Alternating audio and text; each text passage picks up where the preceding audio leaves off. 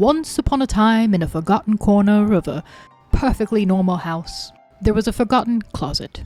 This wasn't just any closet, my dears. It was a grey, soul-sucking box in an unused guest room, haunted by U-shaped wire shelves, stapled to the wall by a disgruntled landlord in a fit of existential rage.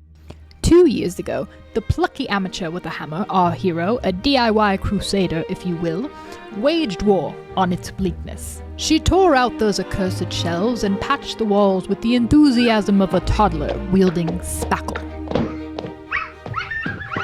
She transformed the entrance into a majestic arch, covered the closet in faux lime-watt, tossed in some wooden shelves, added a litter cabinet for her cat's Gideon's royal commode, and of course a couple of clothing bars because it is still a closet.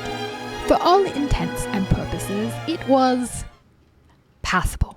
But passable would no longer be enough. This was no mere game. The future of her closet depended on her, and she had every intention of turning it into the room of requirements of her dreams. Unfortunately for our brave hero, at this point in the story, the closet resembled a post-apocalyptic wasteland. Gideon's litter box sat like a throne in a dystopian kingdom, surrounded by a sad scattering of half-finished books, cat supplies, and long-forgotten gym equipment. If, in your travels, you had stumbled upon it, you may have questioned if it was some sort of second-hand shop poorly managed by raccoons.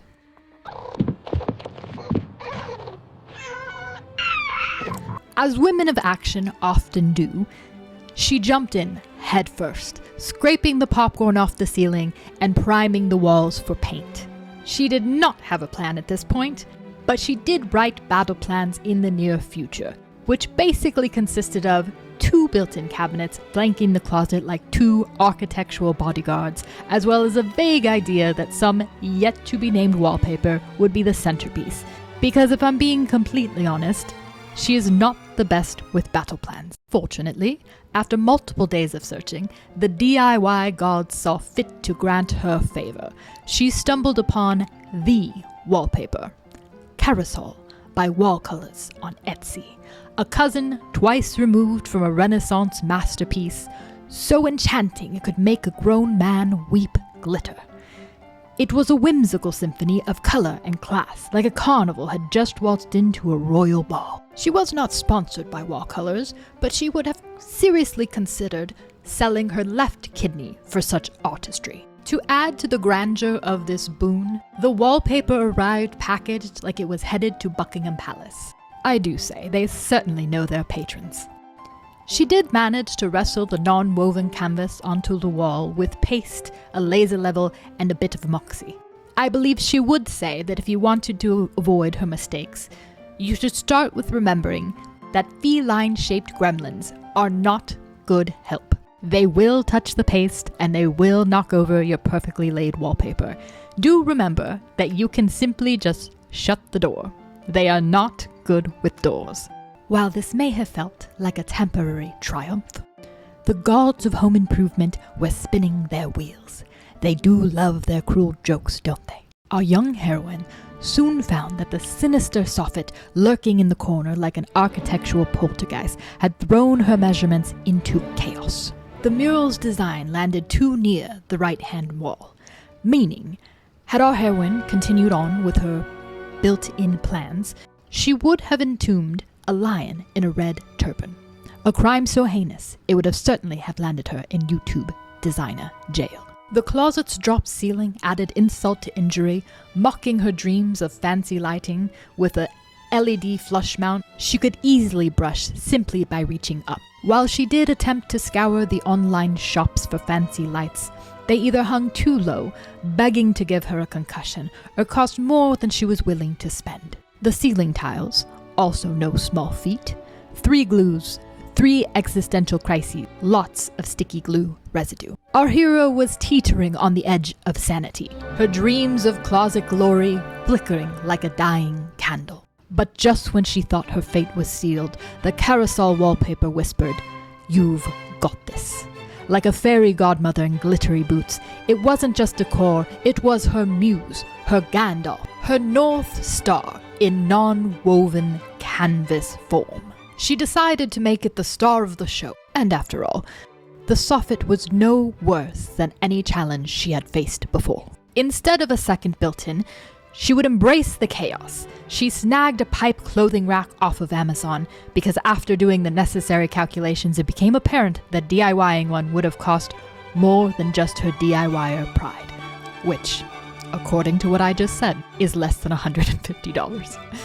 She spray painted it gold because at this point there was no reining her in. She draped it with velvet hangers and flanked it with wooden shelves for shoes and hats. Upon completion, her inspiration spilled to the floor in the form of Chris Loves Julia marble peel and stick tiles, laid in a diamond pattern with her laser level as her only friend, transforming the closet into an opulent palace of storage glory.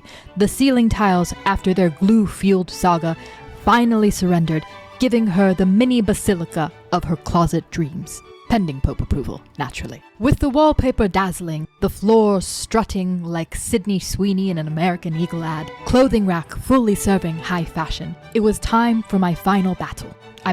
For her final battle, with the built-in beast, also known as a floor-to-ceiling DIY storage built-in. This, of course, was no mere task. It was her third furniture build, her third attempt at drawers, her first foray into edge banding, and her inaugural wrestle with soft close inset hinges. She was starring in a home improvement theatrical performance she had not auditioned for and had no business being in.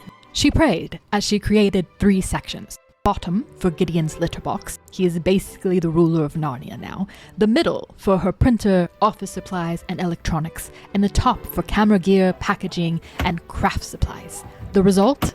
A glorious, asymmetrical masterpiece that screamed, "Someone certainly tried their best, didn't they?" Don't be too harsh. If you squint your eyes and tilt your head a little, it really does add to the whimsy.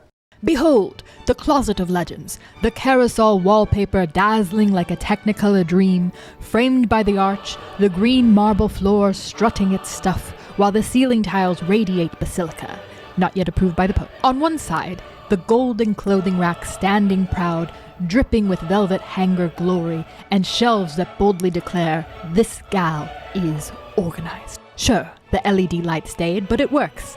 And isn't that the bare minimum we can ask for?